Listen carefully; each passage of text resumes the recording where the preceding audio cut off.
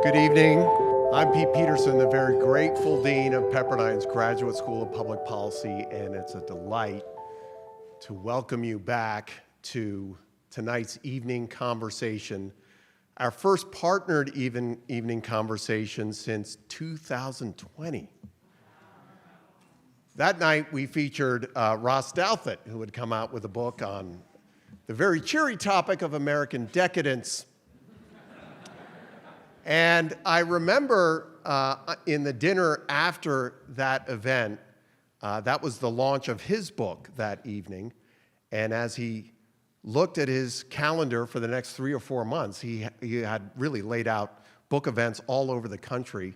And at one point in the dinner, he leaned over and he said, "I wonder if this is going to be my first and last book event." And sure enough, it was. The relationship with the Trinity Forum has been going on for a very long time, over a dozen years.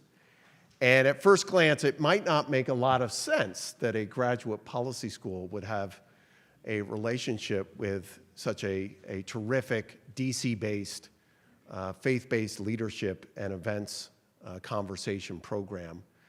But I hope what you've seen, if you've seen some of the other events that we've partnered on, it actually makes a lot of sense. The School of Public Policy takes a very different approach to preparing public leaders, one that understands that it's not just the numbers, it's not just the statistics or the economics, it's not just the multiple regressions that policymakers go through when they analyze one policy versus another.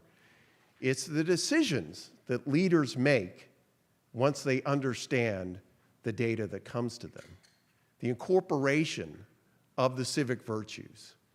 And in that, that's where the School of Public Policy is focused. It's a balanced curriculum designed by the late, great political scientist James Q. Wilson, who understood that for public leaders, there needed to be a balance between the quantitative analytical skills that all policymakers should have, but also these civic virtues, ones that are grounded in a great books, liberal arts curriculum, ones that teaches that in all of public policy, there are decisions that can be made that may not be necessarily quantitatively understood, but really need to be understood through the lens of civic virtue. And so secondly, it might not make a lot of sense that a graduate policy school would care a lot about a Civil War general. But I wanted to draw your attention to, for those of you who picked up the book, I'm going to steal, as if our author here is not going to quote this. It's a great virtue of being the introductory speakers that I get to steal some of this incredible content. And I just wanted to draw this second to last paragraph of this incredible book on great fields. In his old age, Chamberlain recalled the heading frequently printed upon his copybooks, quote, "Be virtuous and you will be happy," unquote. In his long and varied life, he had come to see that it is no simple task to embrace virtue. In fact, in his memoirs, he lingered on this thought, rewriting the mandate to read, quote, "Be virtuous and you will pass through pain and suffer evil, but at the end of the grievous passage, you will find the good." Friends, they don't teach this in most policy schools. In fact, I would argue they don't teach this in a lot of institutions of higher education, but this is all that matters in public life. This, the understanding of trade-offs in life, the importance of civic virtue to be able to operate in very conflicting times. And so not only is this relationship with the Trinity Forum an important one for us 3,000 miles away in Malibu, California, but it's one that's frankly important for America at this time. What Dr. White has done once again is draw our attention not to a historical figure that we would just look back and appreciate, but to ask some deeper questions about how do we develop leaders like that? How does America call on leaders like that. And in this effort, we are joined at the hip with our friends at the Trinity Forum. So thanks so much for joining us here this evening. Without further ado, I want to welcome up my dear friend and colleague in crime, Cherie Harder.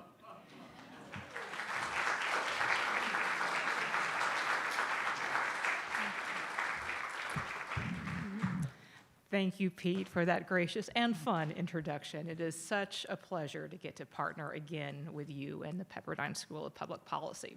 I'll just add my own welcome to all of you joining us for tonight's conversation with Ron White on the unlikely heroism of Joshua Chamberlain.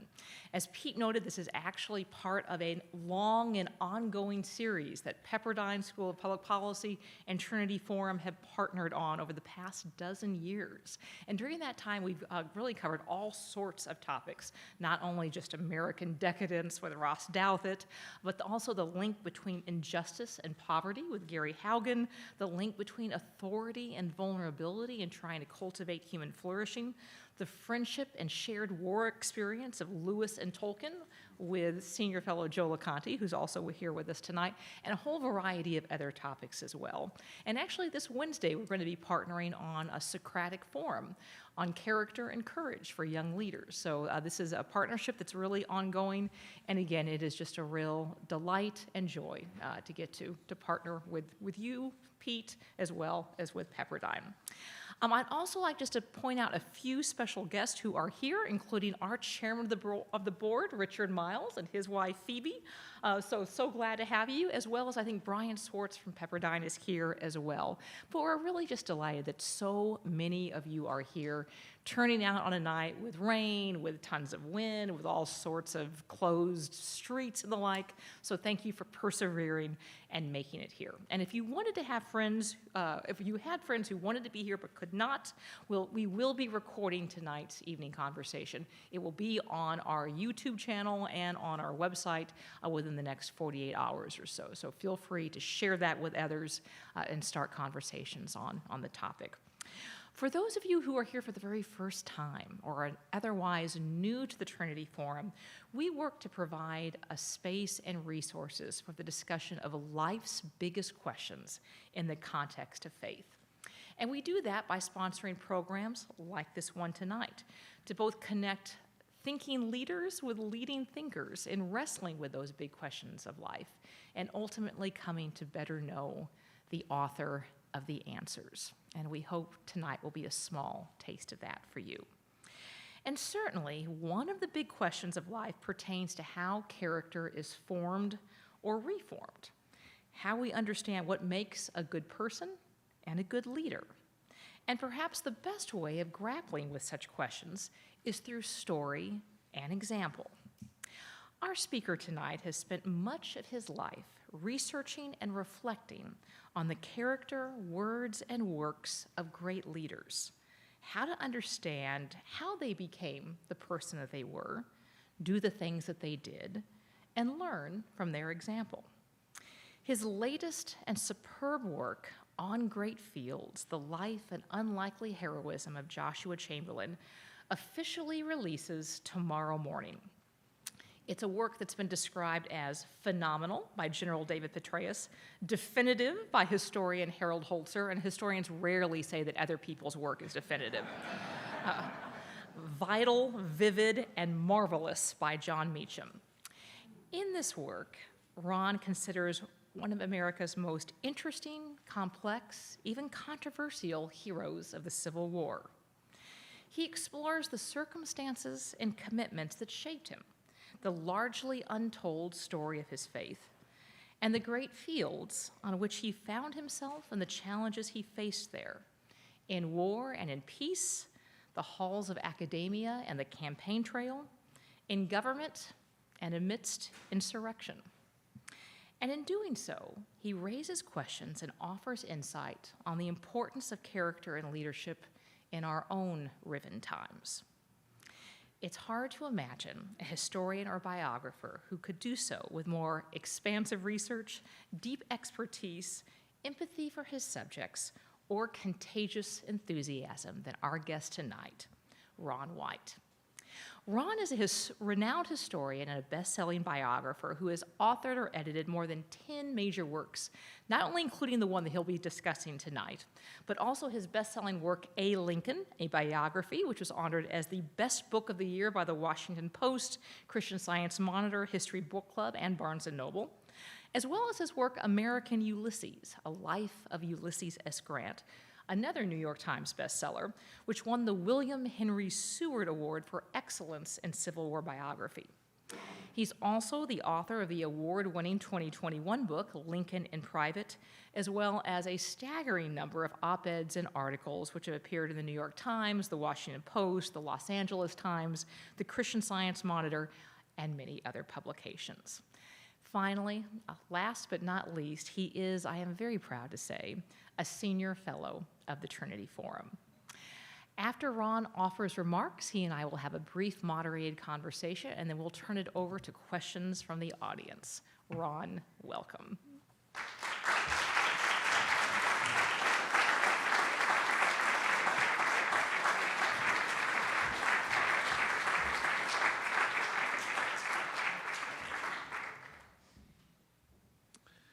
Thank you, Cherie and Pete. Cynthia, my wife, is here with me this evening. We live in Pasadena, California, and every winter I travel 1 hour to Malibu. I already have my tickets for the Gonzaga-Pepperdine basketball game. But Pepperdine has become really smart. They make you buy tickets to 3 games if you're going to see the Pepperdine-Gonzaga basketball game. So I'll be there on February 18th. It's been wonderful to greet old friends and meet new friends. Thank you so much, Cherie, for your generous introduction and the privilege of being a Trinity Forum Senior Fellow. As I prepared the final manuscript about 8 months ago, I received a telephone call from a woman in Maine. She told me she was a consultant asked to rewrite the narration that guides would use for the remarkable Joshua Chamberlain home in Brunswick, Maine. So I asked her the question. I said, well, who comes to that home? And she said, well, about 60% of the people that come are huge fans of Joshua Chamberlain. The other 40% have been wrangled in. They don't really know who this guy is at all. And they've been kind of brought in by their friends. So I'm not sure who you are this evening.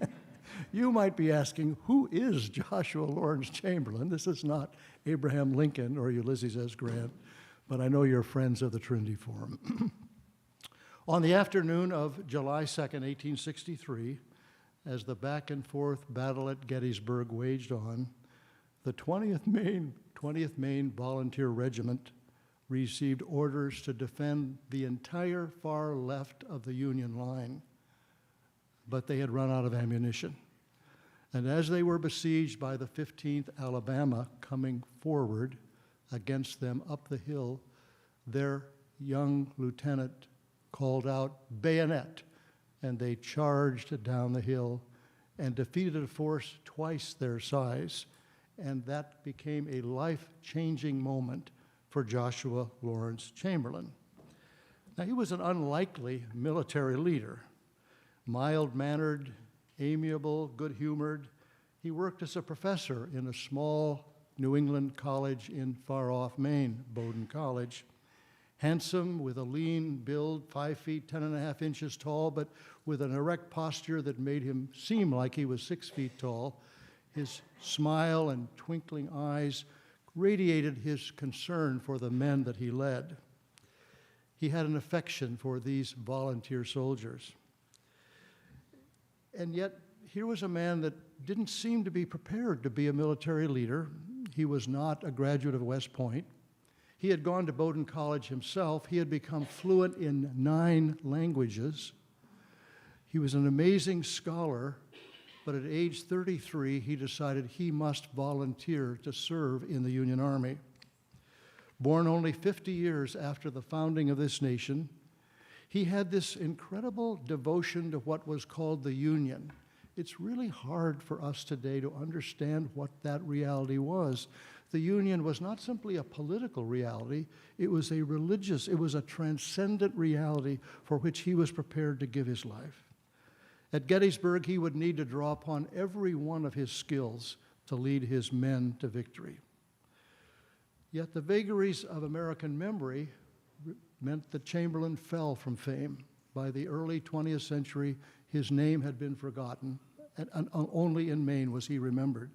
And then a remarkable trifecta took place. Some of you might have been a part of this. The novel Killer Angels brought him attention. Ken Burns' Civil War documentary highlighted Chamberlain. And then Jeff Daniels played him in the movie Gettysburg. And suddenly Chamberlain becomes this amazing figure who is venerated by millions of people. In fact, it became quite annoying to the people at Gettysburg. In the 1990s, as people streamed to see Little Round Top, right now, Gettysburg is going through a 2-year renovation of Little Round Top because the enormous foot traffic and car traffic has tended to kind of decimate the grounds there. So the Park Service visitors, under their official uniforms in the 1990s, wore a T-shirt that said, "Joshua who? Joshua who?" They were concerned that Chamberlain was taking away the deserved credit of other people. But now he's been rediscovered. But my concern in approaching this biography was to understand that it really rediscovered in what I would call a zoom lens, focuses almost entirely on Gettysburg. What I want to suggest in my biography and briefly in the presentation this evening is that I think more than any other Civil War figure, he embraced a variety of vocations: professor, governor of Maine 4 times, president of Bowdoin College, incredible speaker, professor of rhetoric. He outshone any of the Civil War veterans in speaking, and an amazing writer. This is the story that I wish to tell and want to tell this evening briefly. As with my biographies of Lincoln and Grant, I have a number of convictions that kind of underscore my approach to what I'm doing. First of all, I believe that the life of the young person has been literally almost overwhelmed by the larger story of the adult accomplishments. It's what I call formation. Think of your own lives. When you were 16, 18, 20, 22, 24, are these not the important years in your life? Oh, obviously you're a different person in your 40s, 50s, 60s, 70s, but I argue that this is the formation. So I hadn't even thought about it, but in the 20 chapters of my biography, I give 5 chapters to Chamberlain's early years. This is how he is formed. Secondly, my conviction is I want to talk about the faith story. Somehow the faith story of our leaders has been underplayed, if not completely denied. The Lincoln story is a remarkable story of a young boy who rejects the faith of his parents in the Second Great Awakening in Kentucky and Indiana. And then when first one son and then a second son die, and the deaths of the Civil War, he is forced to rethink his faith, and in the listening to a Presbyterian minister at the New York Avenue Presbyterian Church here in Washington, he comes to a remarkable faith that surprises people when he gets to his second inaugural address, and suddenly in 701 words he mentions God 14 times, quotes the Bible 4 times, and invokes prayer 3 times. It's a Presbyterian story. For Ulysses S. Grant, it's a Methodist story. Where did he get his humility, his self-effacement? He never talked about himself. I think it comes from the Methodism of the middle of the 19th century, especially his mother. When a biographer came to interview her about her son, she said, "I'm proud of all my children, but I'm not proud of my children. I'm proud of the Creator. That's who I want to talk about." This is a Methodist story. For Chamberlain, it's a congregational story. It's really a Puritan story. It's the 19th century version of Puritanism. Puritanism has suffered a bad rap for a long time among academics. I don't agree with that. Puritanism is really the story, both of the life of the mind, of an incredible piety, and Chamberlain embraces that story. And finally, I ask myself a question: where will I most be surprised in writing this biography? What has been really overlooked?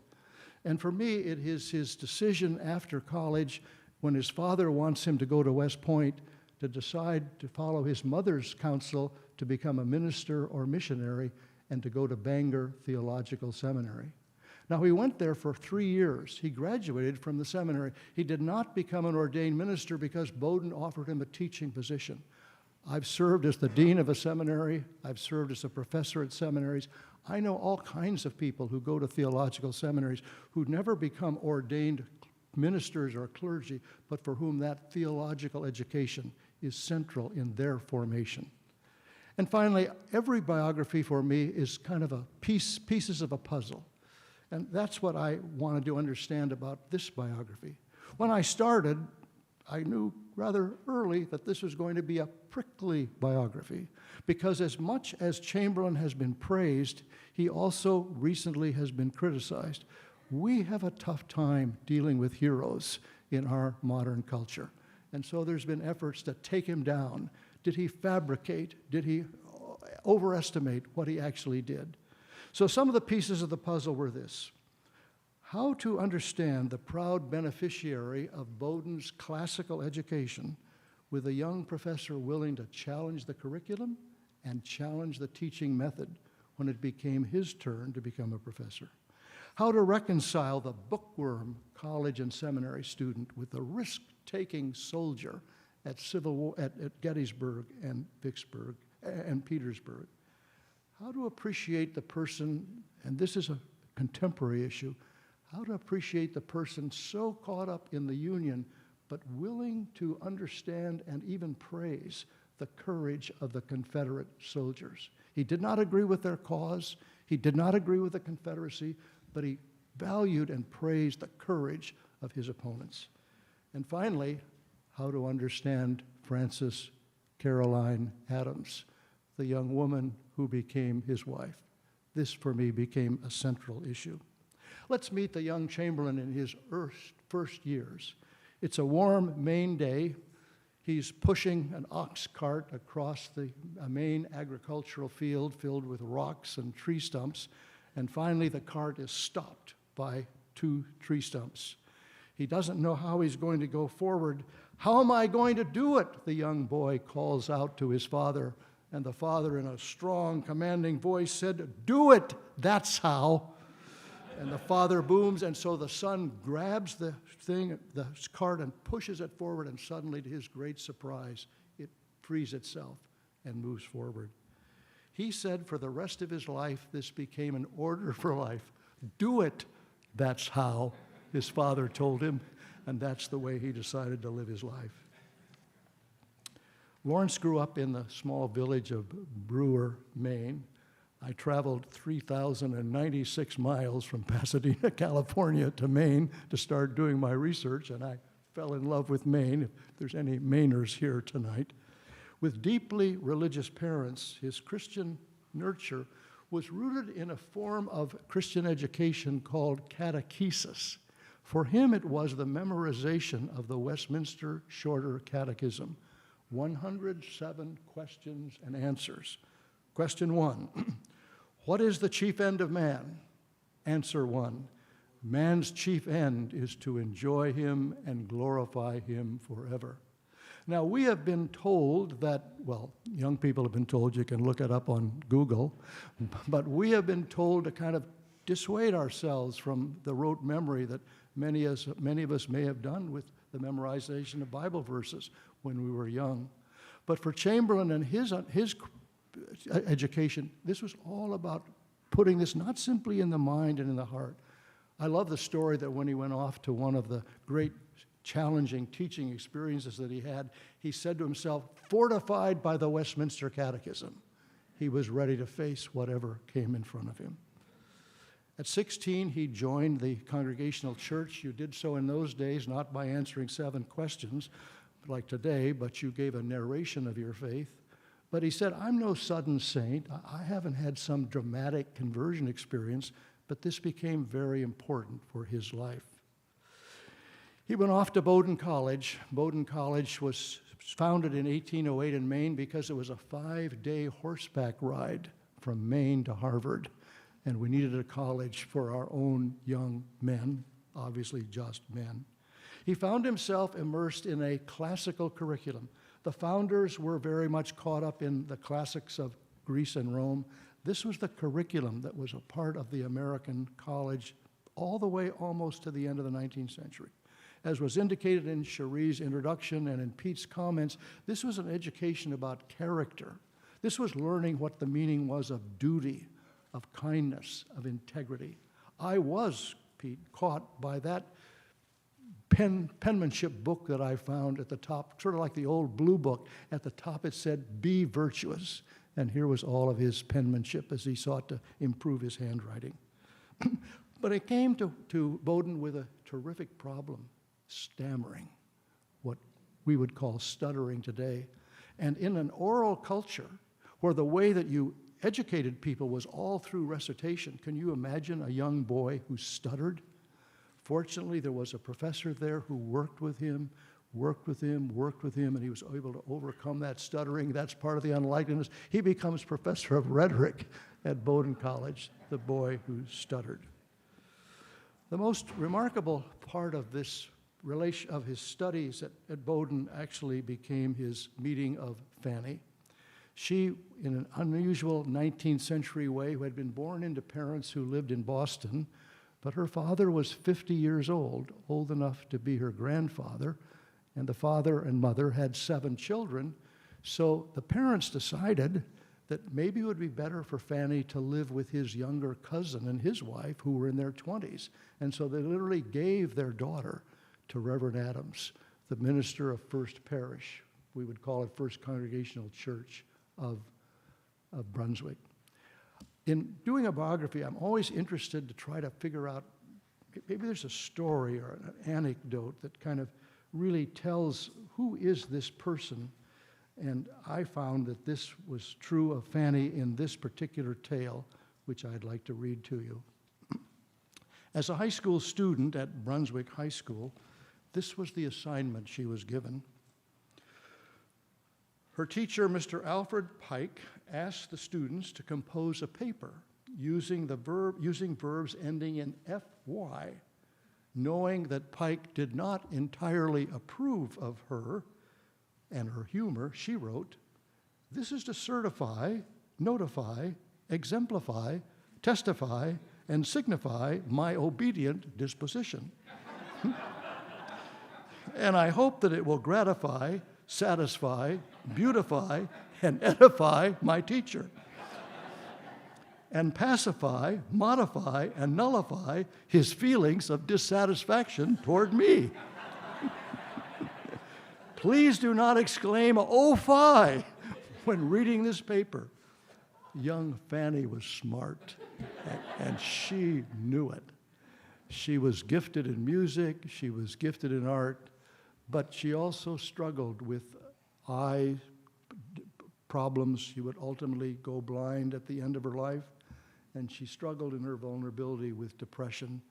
And sometimes her stepfather, who wrote this amazing diary, would sometimes say, poor Fanny, as she struggled with herself. She was 3 years older than Joshua. He was called Lawrence in those days by his parents. That was very, very unusual in the 19th century, but they married, and that's quite a remarkable story. After graduating from Bowdoin College, he makes the decision to go to Bangor Theological Seminary. Now, this was founded in 1814. Before theological seminaries, the pattern of the 17th and 18th century was you would go to Harvard and Yale, and then, like becoming a lawyer, you would live with a pastor, and the pastor would then teach you the arts of ministry. You got your academics at Harvard and Yale. But then this all changed, and Bangor Theological Seminary in 1814 became one of the first seminaries. Again, we can't travel all the way down to Boston or Princeton or anything like that. But the problem for me was the seminary went out of business in 2013. Where to find the records? Fortunately, the Maine Historical Society in Portland had taken all the records of Bangor Theological Seminary, and just after I arrived, they had cataloged them. And I was allowed to see what would it have been like for those 3 years. All the previous biographies had given 2 sentences to those 3 years. I gave a full chapter, because I believe that part of the formation was not simply Bowdoin College, but it was Bangor Theological Seminary. When he graduated, he had calls from 2 different churches, one in Maine and one in New Hampshire, invitations to serve those churches. But then Bowdoin College asked him to give a Master of Arts lecture on the morning of commencement.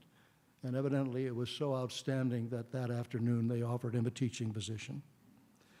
At Bowdoin College, he taught a curriculum of classics.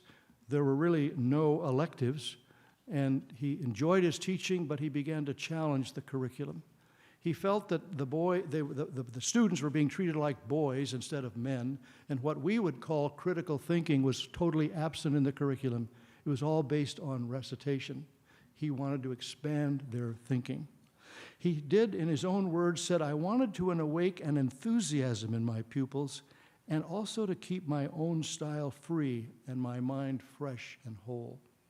When the Civil War broke out in April of 1861, Bowdoin students enlisted.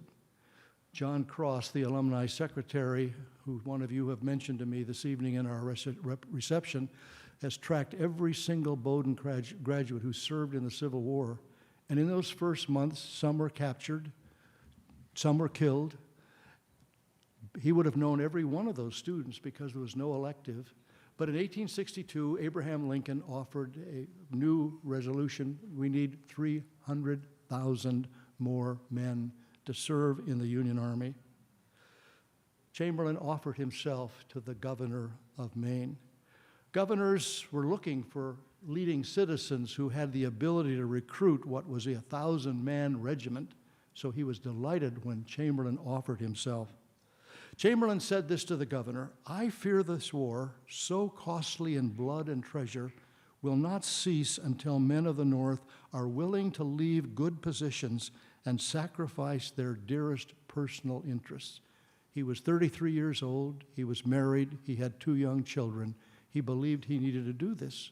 So the governor, delighted, said, "Well, very wonderful, I will make you a colonel." Chamberlain said, "No, this is so Chamberlain, I don't deserve that position. I have no military training. I will take the subordinate position and learn and earn my way to the command."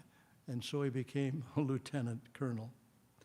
10 months after that remarkable event at Gettysburg, he was wounded at Petersburg so severely that the presiding 2 doctors told him he would die.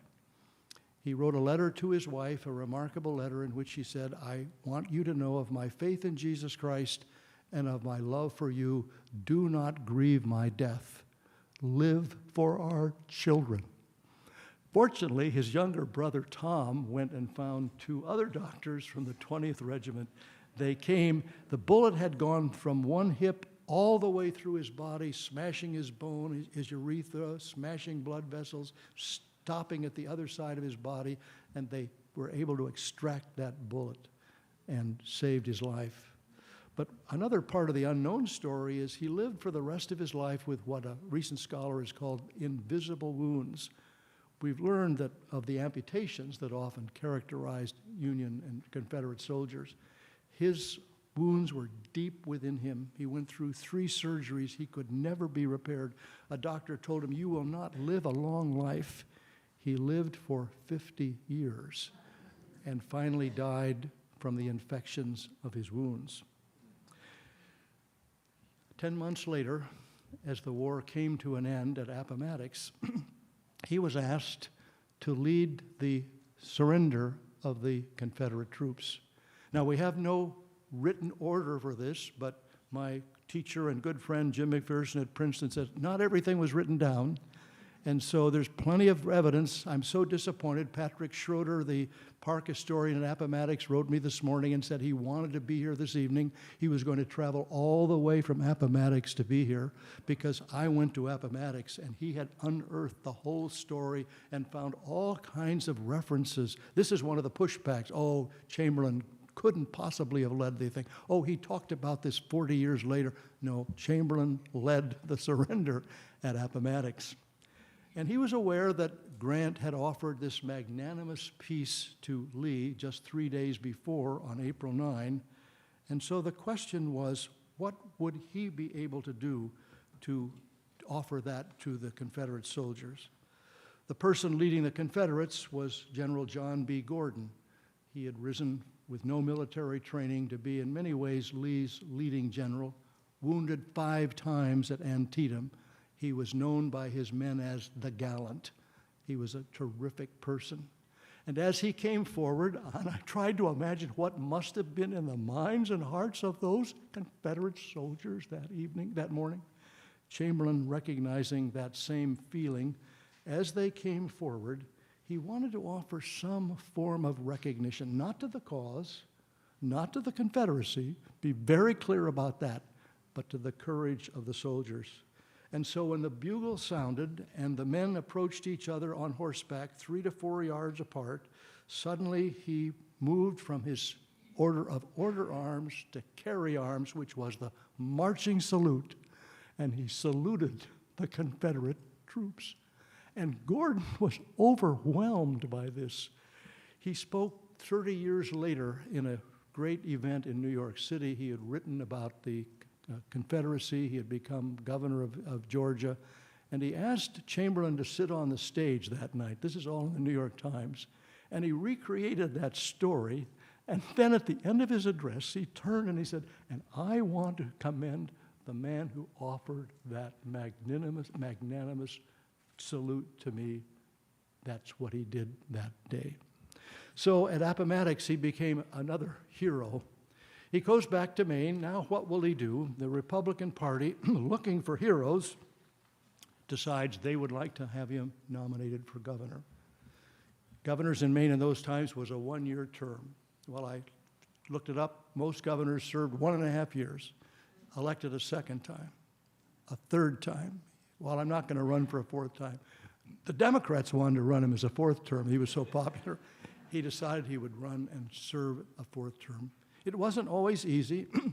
There's a shadow side of this person. Sometimes idealistic people can be stubborn. He could be that way in terms of his values that he held on to. He served 4 years as governor of Maine. Then his college, Bowdoin College, reached out to him and asked if he would serve as president. He accepted the position, but when he came to do so, he offered these words, which must have taken some people by aback. His inaugural address was called The New Education. While tipping his hat to the old Bowdoin, his address spurted with energy about the need for a new Bowdoin. In accepting the commission, which he used a military term, he believed the times had shot past the college. Left out of the current of living sympathies, she stood still, while the world at full flood and flushed with new life swept on. He said, the college has touched bottom. How to rise again and how to begin. The easier path would have been to affirm the old Bowdoin, of which he was a part, but he was determined that he had to lead the college into a new age. Many, many colleges, as you know, were established by Protestant denominations, but after the Civil War, as the American landscape changed, these colleges, many of them struggled to survive economically. He answered that there were 2 options. The first, we might confine our efforts chiefly to holding our own, strengthening the things that remain, and feel our way by cautious and imperceptible degrees. The second, we might accept the challenge of our times.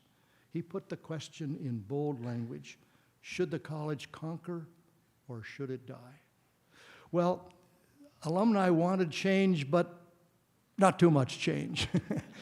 And so when he attempted to make science a full department in the college, people often of religious faith were very concerned that science would somehow contradict their long-held religious beliefs. So he offered his resignation after 2 years, and the Board of Trustees refused to accept it. And 3 years later, he offered his resignation again because he felt all this pushback coming at him. It's interesting, when the memorial service was held for him in 1914, just months before the beginning of World War I, the then president of Bowdoin College said, Chamberlain was way ahead of his time. He understood the meaning of progressive education. We just did not appreciate it at that moment. But I want to conclude with this particular story because I think this is the untold story that I find most compelling. Maine politics were heating up in the 1870s. It had been basically a Republican state after the Republican Party was founded in the 1850s. Maine, in 1879, elected a Democrat, but in 1878 elected a Democrat, but in the 1879 election, the Republicans were overjoyed. They had won a remarkable victory with a young Daniel Davis, 35 years old, but a veteran of the Civil War. They'd also won victory in the House of Representatives and in the Senate. But Davis had failed to win a plurality by 840 votes. And the Maine Constitution stipulated that if no one had won a plurality, the House of Representatives could select 2 candidates, and then the Senate could vote and select 1 candidate. And so what began to happen was the great countout. The Maine Secretary of State, if this sounds at all familiar, if the Maine Secretary of State began to receive these votes, and he began to count them out. In one town, 5 representatives and 1 senator lost their seats because the results were not signed in an open town meeting. In another town, 5 representatives were eliminated because the candidates' names were listed by their initials, not their full name. Votes in strongly Republican town of Skowhegan were disqualified because the ballot was printed in 2 columns rather than 1. In another town, 2 representatives were counted out because of a misspelling of their names. In Portland, 143 votes were counted out. In Lewiston, Saco, Bath, and Rockland, the votes were dismissed because 3 aldermen instead of 4 aldermen signed the ballot. Republican anger flurried across the state. One Maine Republican newspaper headline was, "The Conspiracy, Revolution actually afoot, only waiting the final act. Will they dare commit the monstrous crime? They have stolen the election." Now, Governor Garcelon, who was a Democrat, worried by the anger growing across the state, ordered 120 rifles and 20,000 rounds of ammunition moved from the state arsenal in Bangor to Augusta, the capital. He assembled a paramilitary force to defend the capital, called by the Republican newspapers Fort Garcelon. As 1880 dawned, the rules of the state were that a new governor must be elected by January 7. Garcelon, a Democrat, understood there was only one man, a Republican, who could deal with this situation. And so he summoned Joshua Lawrence Chamberlain from the presidency of Bowdoin to come to Augusta.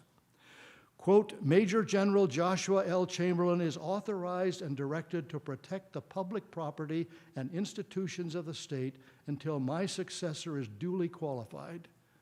Duty called him once more. Chamberlain arrived in Augusta on January 5. He found the State House barricaded with heavy wooden planks. He entered and established himself in a small office. In his first orders, he dismissed the paramilitary force, said he would rely on the Augusta police force, which was lightly armed. He now became the military governor of the state. In his unanticipated position, he decided to keep himself clear from all political and civilian questions. He said, "I don't have the authority to decide who are the rightly elected officials or who is the rightly elected governor." But what he discovered was everybody turned against him. He wrote to Fanny, "Everything is confusion here. Although I succeeded yesterday in getting a good many awkward things straightened out, what vexed me the most was that some of my own people, Republicans, do not want me to straighten things out." 2 days later, he wrote Fanny again, "I do not dare to leave here a moment. This would mean assuredly a coup d'etat ending in violence." A letter from a United States Congressman, Thomas Reed, depicts Chamberlain at this moment. "At last we have peace, white-winged, beneficent, and headed by a major general. The resplendent figure shining like one of the suns of the morning, which has brought us this tranquil joy, is the figure of Joshua Lawrence Chamberlain, to whom Lee surrendered. He described Chamberlain as one who walks the State House, master of the situation. Although Chamberlain understood his role as a nonpartisan mediator, there were rumors of contempt, there were rumors of attempts to kidnap him, there were rumors that they would kill him for his role, even Republicans willing to do that. In a January 15 letter to Fanny, he confided to her of bitter attacks upon him in a Republican newspaper, calling him a traitor to the Republican cause. He even heard of threats to her. If you are afraid, he told her to contact Thomas Eaton, a local police officer, to have the police look up upon you and our house. On a particularly frantic day, a member of Mayor Nash's staff rushed in to say a group of angry men were approaching the Capitol. Chamberlain walked out of his office, went to the rotunda, ascended 2 steps. Here were all the battle flags of the Union from the Confederate Army, and he said these words, "Men, you wish to kill me, I hear. Killing is no new thing to me. I've offered myself to be killed many times when I no more deserved it than I do now. Some of you, I think, have been with me in those days. You understand what you want, do you? I'm here to preserve the peace and honor of this state until the right government is seated, whatever it may be. It's not for me to say, but it is for me to say that the laws of this state are put into effect without fraud, without force, but with calm thought and sincere purpose. I am here for that, and I shall do it. If anybody wants to kill me, here I am, let him kill." And with those words, he opened his coat in a dramatic gesture and challenged the insurrectionist mob. Witnessing the event, Nelson Dingley, a previous governor, recalled there was a breathless silence for a moment. Then a veteran in the crowd called out, "By God, old general, the first man that dares lay a hand on you, I'll kill him on the spot." The crowd drifted away. By 1880, Chamberlain had given hundreds of speeches across Maine and across the nation, to which he received thunderous applause. I think this was his greatest speech. It ended in silence. For Chamberlain, it was really a reprisal of what he had done 17 years before. In fact, he wrote Fanny, "Yesterday was another little round top. Yesterday was another little round top." During those and the days that followed, he received numerous letters from across the country. L.T. Carleton, a lawyer in Winthrop, Maine, penned, "You have too long hidden yourself away from public gaze. Let me assure you that the old-time enthusiasm for you has not abated in the least." Chamberlain was gratified to receive letters from those who had served with him in the 20th Maine. Ellis Spear wrote from Washington to say, "I laughed when I saw and heard the threats against you. The men who made them did not see you in the hellfire of Petersburg." Dennis Shapley, remembering his participation in the surrender at Appomattox, wrote, "General Chamberlain, we were never so proud of you as now, not even when you stood upon the boundary lines and received the surrender of our vanquished brave foe." But I think I like most the words of Helen Killam. She was a leader of the Women's Club movement in Massachusetts. And she wrote, "We see it possible for a man to be a statesman, a soldier, a scholar, a gentleman, and a Christian." The 12 days at Augusta, I think, might be Chamberlain's finest hours, even greater than Little Round Top. At Little Round Top, he acted spontaneously. At Augusta, he acted with deliberate calculation and courage in a battle that lasted 12 days. So in conclusion, I've come away from Chamberlain's compelling and complex story believing that it's much more than a 19th century story. It's much more than a Civil War story. At its heart, it poses a question with many possible answers. What makes a hero? What background? What behavior? What beliefs? What circumstances? What records? What outcomes? At the end of this presentation, I turn that question over to you. The questions over to you all in the audience. Ron, you mentioned in a couple of ways, sort of implicitly, that you take a different approach than so many biographers to studying your subject. I think you mentioned that most historians give maybe 2 sentences to Chamberlain's time in seminary, whereas you devote an entire chapter. You devote 5 entire chapters in your book to Chamberlain's background and formative influences. And you mentioned what you call the 4 tributaries of his character, which you define as a Christian faith, a love of music, an adventuring spirit, and a commitment to education. So I'd love to hear you talk a little bit more about those 4 tributaries, but would also like to ask why you have adopted this particular approach of focusing so much on the formative aspects of a person's youth and young adulthood, and why other historians don't. Well, writing history is about your subject, but it's probably, as my friends have said, about yourself. My own experience as a teenager in young life and then the Presbyterian Church, my years as a youth minister in a parish, then as a college chaplain in 2 different colleges, allowed me to see again how those years are so absolutely fundamental in who all of us become. And so if that's true in my experience, it certainly must be true for Lincoln and Grant and Chamberlain. And I just felt we needed to delve into that with greater depth. I think we often, Cherie, talk about what a person does, wins the Civil War, signs the Emancipation Proclamation. I'm as interested in who a person is. And I think that's a contemporary question for all of us. Who is this person? What is their belief? What is their character?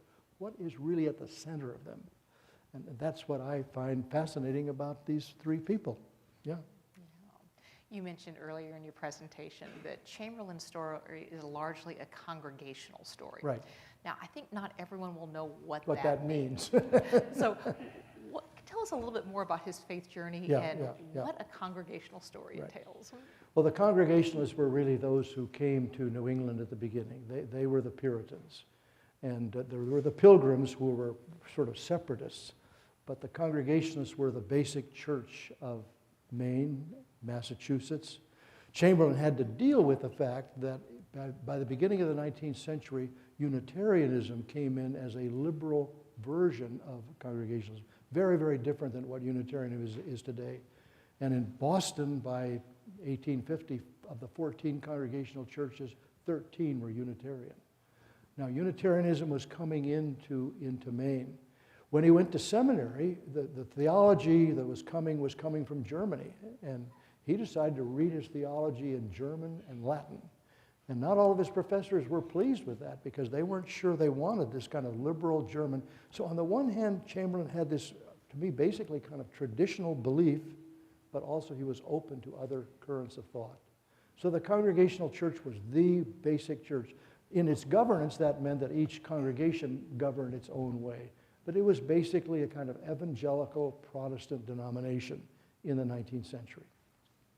You know, another way that you have been, in some ways, perhaps unusual among historians and biographers is that your work clearly shows a fascination with, a love for the hero's journey. Yes, absolutely. And it seems like in many academic circles, the idea of heroism itself is somewhat, out of favor, seen as perhaps a cover for power dynamics or exploitation or the like. But each of your major biographies have been about a hero and their journey. We'd love to hear you talk a little bit about why is that so important to you, and why have you adopted that particular lens through which to view and understand these figures? 2 weeks ago, under Cherie's leadership, 17 senior fellows met here in Washington. And I was very helped by William Imboden, if I'm pronouncing his name correctly, who has just gone from the University of Texas to the University of Florida to lead the kind of civics and classics program there. And he told all of us, and this was interesting to hear, how young people today are feeling criticized by their elders. They are critical of themselves. They are critical of each other, but that they need and are looking for heroes. And we somehow, it's tough to be a hero. It's tough to write about a hero today. But I think we need these exemplars in our lives. Not that the 19th century is the 21st century. I mean, Lincoln can't tell us what to do with climate change. But I think that these values are transcendent values that can be transmitted.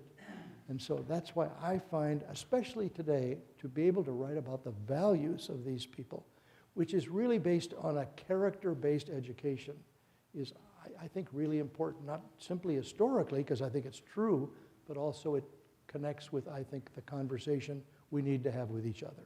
Yeah, thank you. You know, in writing a biography, I mean, this is a massive book. You know, you've spent a lot of your time deeply immersed in Joshua Chamberlain and gotten to know him quite well. And I think just in general, when we know someone well, we find ourselves changed by the knowledge and the relationship. And so I'm curious how it is that, how are you changed by learning about and getting to understand Chamberlain so deeply and so well? I sometimes wake up at 3 o'clock in the morning thinking about Chamberlain. Who among us does not? I keep a little notepad by my bedside there to try, write that down, don't let that get away. And I don't think a 25-year-old could write this biography. No disrespect to anybody who's out there that's 25. I think it's part of one's own lived experience. And so I find myself challenged by the values of Chamberlain. By each, Chamberlain, Grant, and Lincoln all are magnanimous. They are willing to see the best in the person who might, in one sense, be their opponent, might be the other political party, whether it be Democratic or Republican.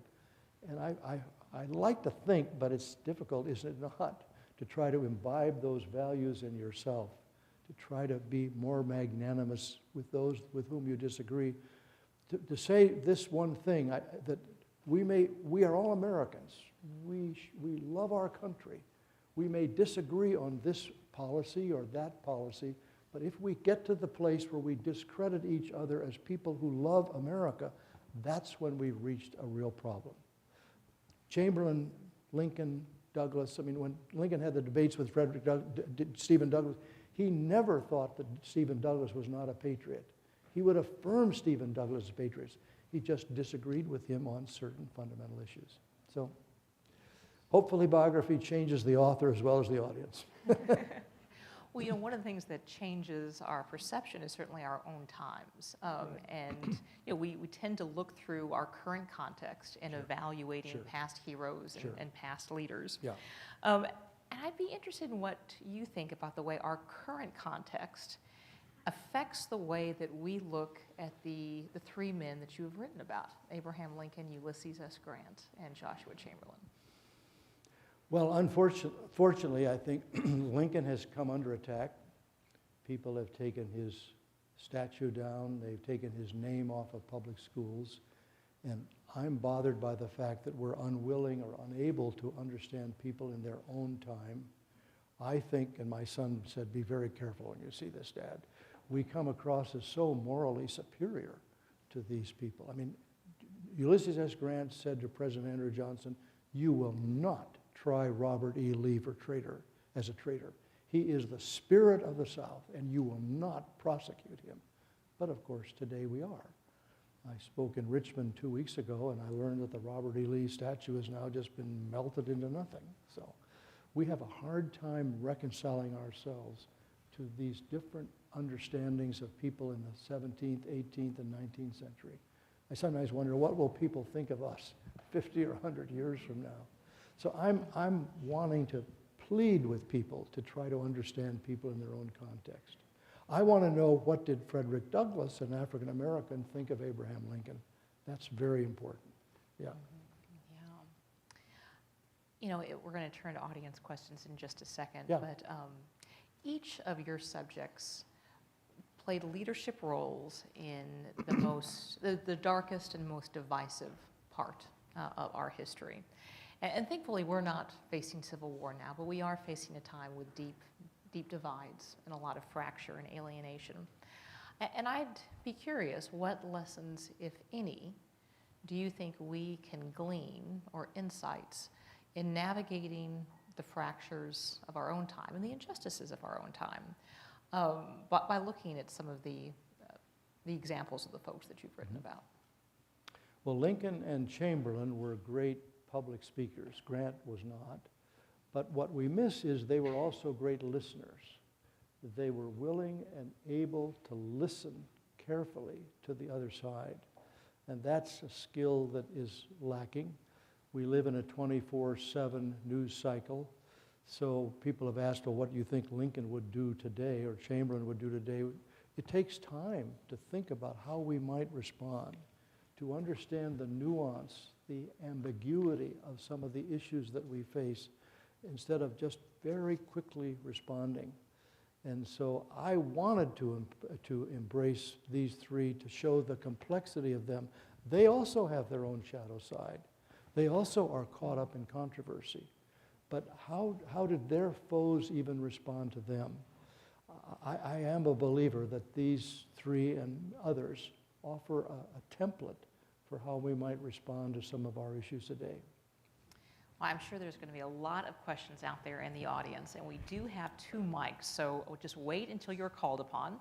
Those of you who have been to Trinity Forum events before know that we have 3 guidelines during the audience question part. We ask that all questions be brief, all questions be civil, and all questions be in the form of a question. So if you just raise your hand, I can call on you, and there are 2 mics on the way, right here on the second row.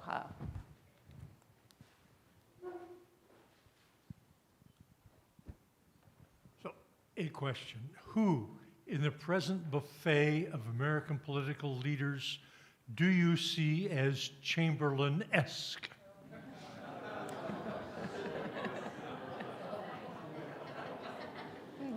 Where do babies come from? Some years ago, Cynthia and I went to one of these big popularity series, and David McCullough was speaking in Pasadena, California. And when a similar question was asked to David McCullough, without much of a pause, he simply said, "I'm an historian."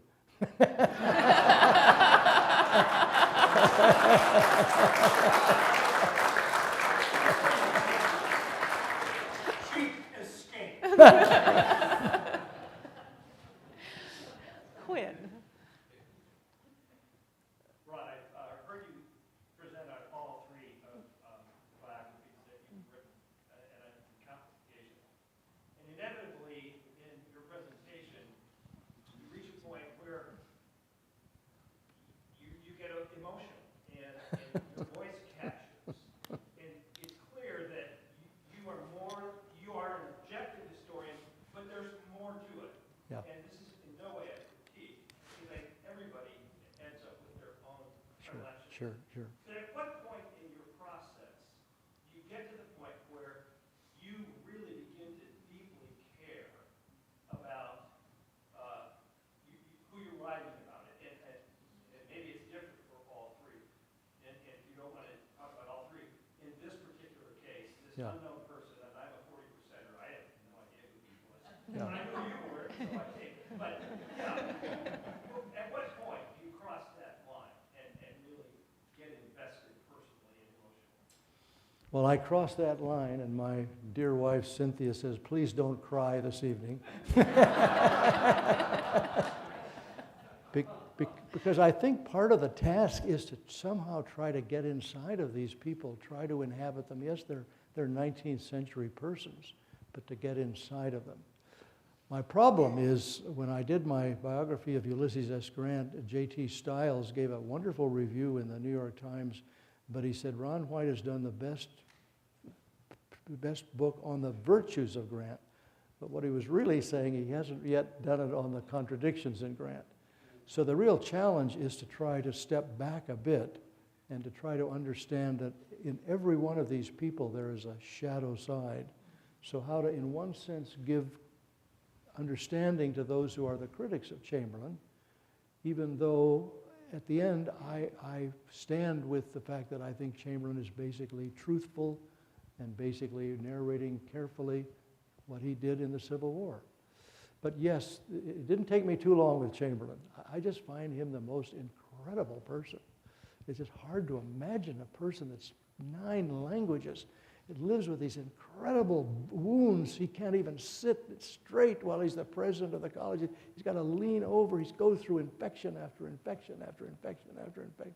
How this man could do this without ever complaining. One of the veterans came to visit him one day, and he said, "You've never told me that you have all this pain, and now I learned that you've been dealing with this for 35 years.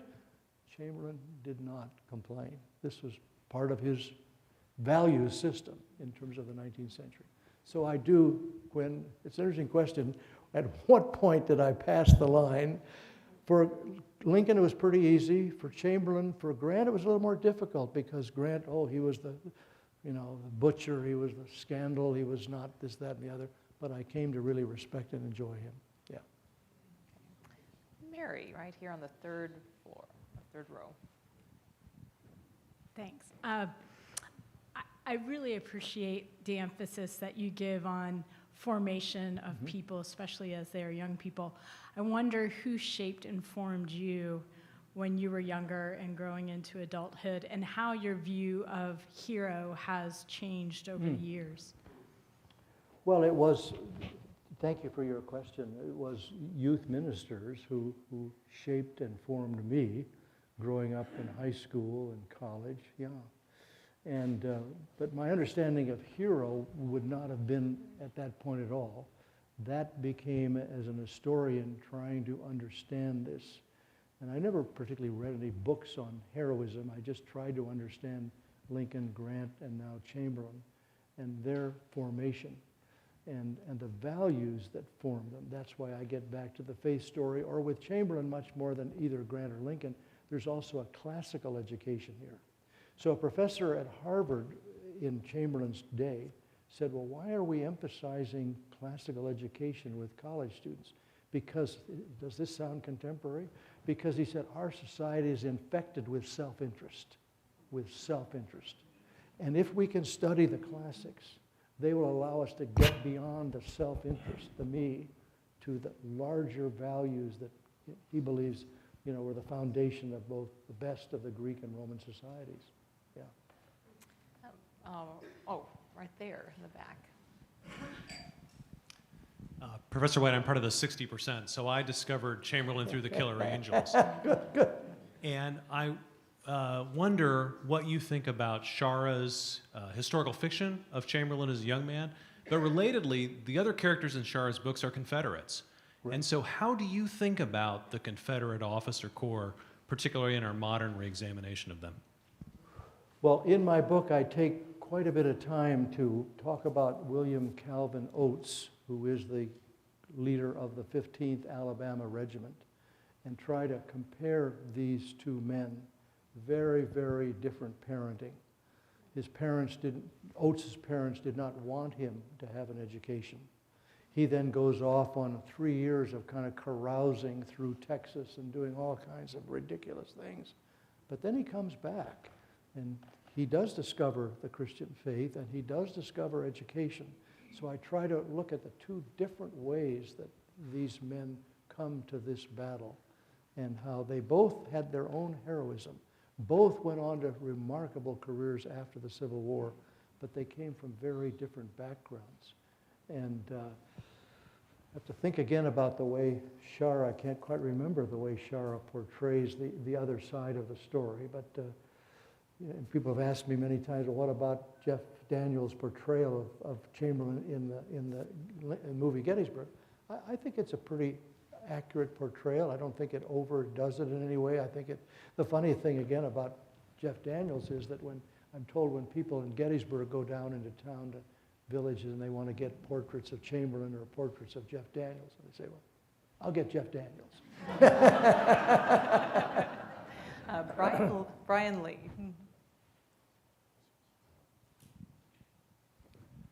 So you mentioned how Augusta was compared to Little Round Top. Right. And I wonder how Little Round Top was formative for Chamberlain. Did he reflect on it? Did it shape him? Did it change him? And so could you just relate some of, perhaps if there are any, some of his reflections upon that experience, why he did it, what motivated him, what he was thinking, whether it was spur of the moment and unreflective? Yes, thank you. That's a wonderful question. Well, first of all, the person who was appointed colonel was also a Mainer named Adelbert Ames. He was much younger than Chamberlain. He had been a recent graduate of West Point, and the men hated him because he was tough and he was a disciplinarian. But that didn't bother Chamberlain. Chamberlain knew he had to learn from this man 7 years younger than himself, and he took every moment he could to learn from Ames, and they became great friends through the rest of their lives.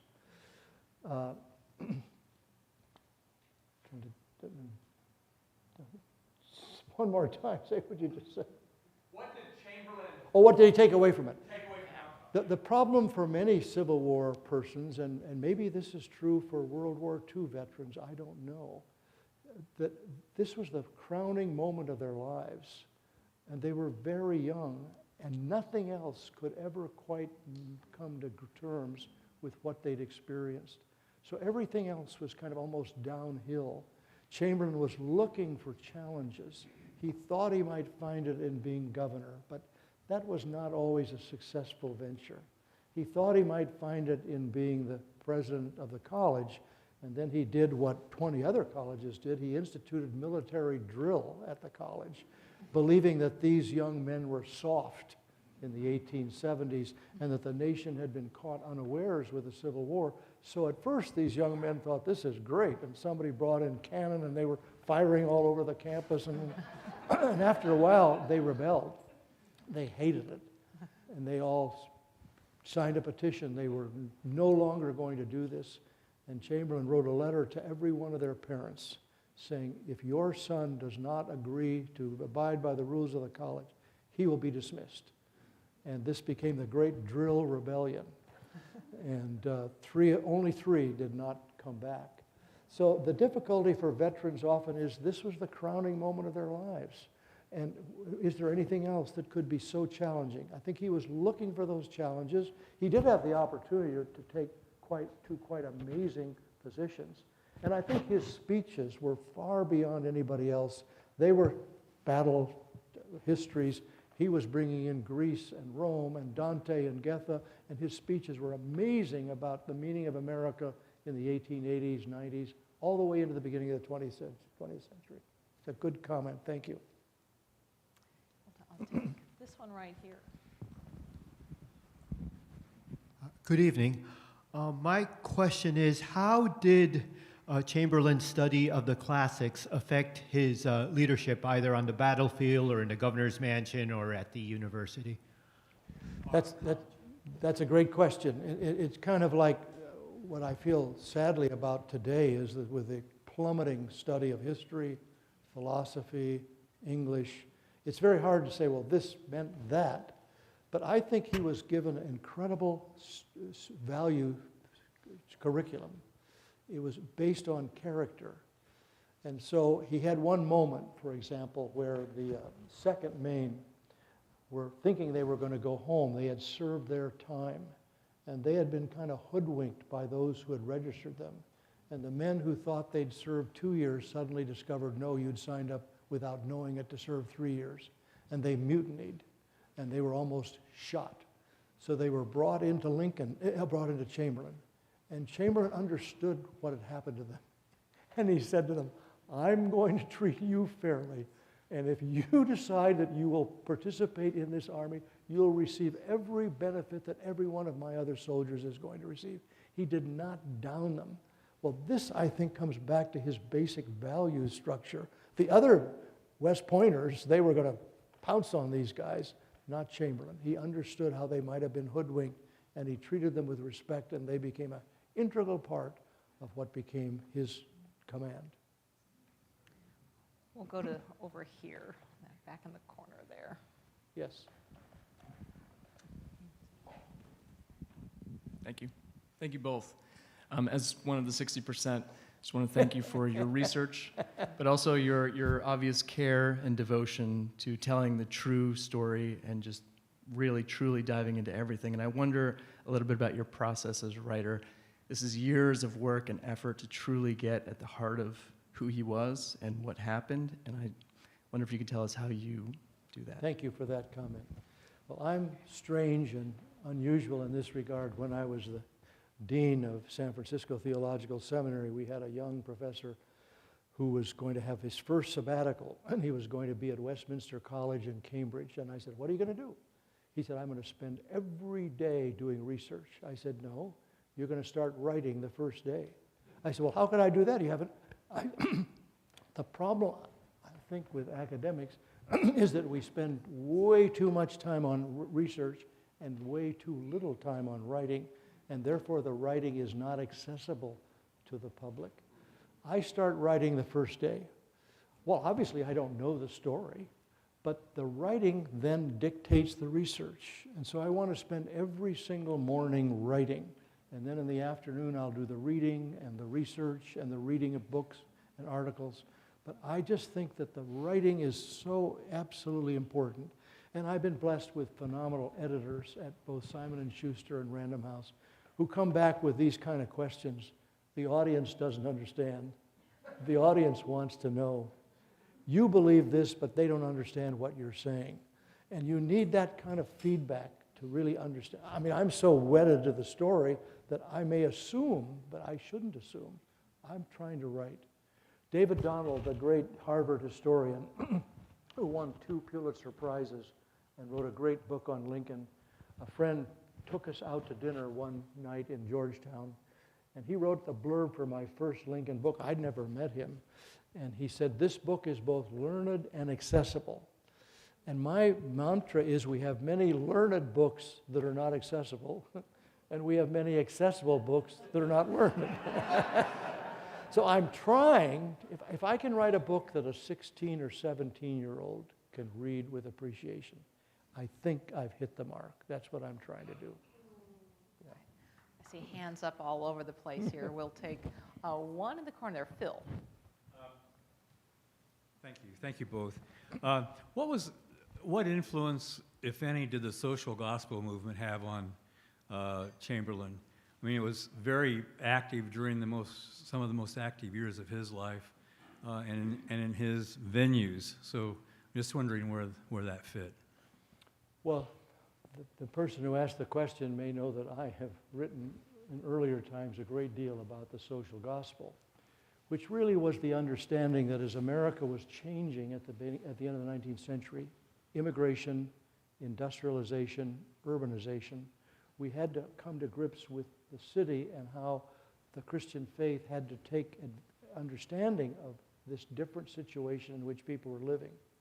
Now, Abraham Lincoln once told this story of 2 men wrestling, and as they wrestled and wrestled, they wrestled out of each other's clothes into the clothes of the other. So he understood that the 2 parties, the Federalists and the Jeffersonians, had changed places. So in the 19th century, the Republican Party was the party of a strong central government, and the Democratic Party was a party of states' rights.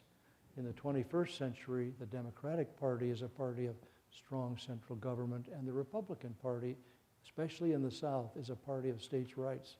So Chamberlain understood that if Maine was going to go forward, the government had to be involved. It had to give loans to the railroads, or the railroads would not be able to flourish and go across the whole thing. So he had a much stronger view of the role of government, as did Lincoln and Grant. And this was part of his understanding. I've never quite thought about it in terms of the social gospel, but he understood that industrialism was coming even to the state of Maine, and that people were leaving Maine to go to California because of the gold rush.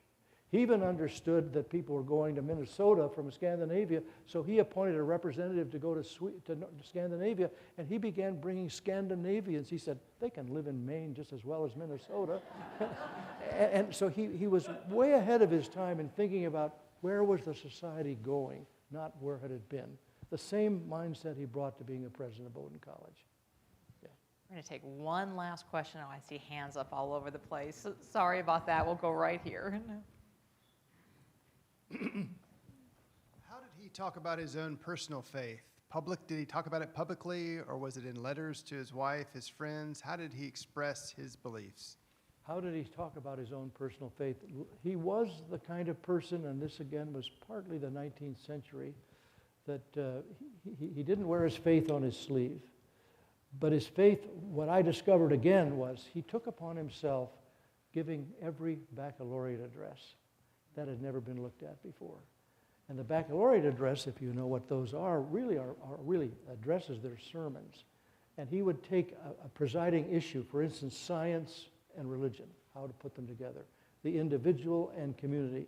And in these baccalaureate addresses, which is often very exegetical in terms of his use of Scripture, this was where his faith came through. It's also very much in his correspondence with Fanny, his belief in a providential God, that somehow God's hand was upon his life, and whether he would become a missionary or a minister or a professor, he trusted God in that bit. And that's in the letter to Fanny when he writes to her, believing that he will die, that he has committed his faith in Jesus Christ, he's committed his life to God, and he will trust God for the... It almost sounds unbelievable to many people today, but that was a deeply held faith that really was the heart of who he was. Yeah. We're going to actually conclude with a very brief word from Ron, however you want to sum up the book or your talk. But before that, a few invitations and announcements just to let everyone know about. First, we very much commend Ron's book. You have two hands to hold it up, On Great Fields, which is available for sale outside. We also want to invite all of you here to join the Trinity Forum Society, which is the community of people who help advance the Trinity Forum's mission of cultivating, curating, and disseminating the best of Christian thought for the common good. There are a number of benefits of being involved with the Trinity Forum Society as a member, including a subscription to our quarterly readings, such as this one with an introduction by Ron White on Abraham Lincoln, as well as our daily What We're Reading list of reading recommendations. As a special benefit for any of you who become a member tonight or with your contribution of $100 or more, we will give you a signed copy of Ron's book. So I hear that we are almost sold out. I think there's only 6 or so copies left. So one way to avoid that, if you are not there soon enough to grab the last of the 6 copies, become a member of the Trinity Forum Society and we will send you a signed copy of Ron's work. In addition, in the back, as you exit, there'll be a table with a bunch of Trinity Forum readings, including the one on Abraham Lincoln that Ron introduced, on topics to help us kind of go more deep into the questions that we've been talking about this afternoon or this evening. Finally, I'd also like to just end with thank yous. Anytime you have an event like this, there are a lot of people behind the screen who helped make it all possible. I want to again thank our partners, Pete Peterson and the Pepperdine School of Public Policy. I've always loved getting to partner with you. I want to thank the folks on my team who helped make this happen. Tom Walsh, Campbell Vogel, Brian Dascom, Marianne Morris, and Kristen Forney. I see some of you are standing already. If you aren't, stand up just so people can see who you are.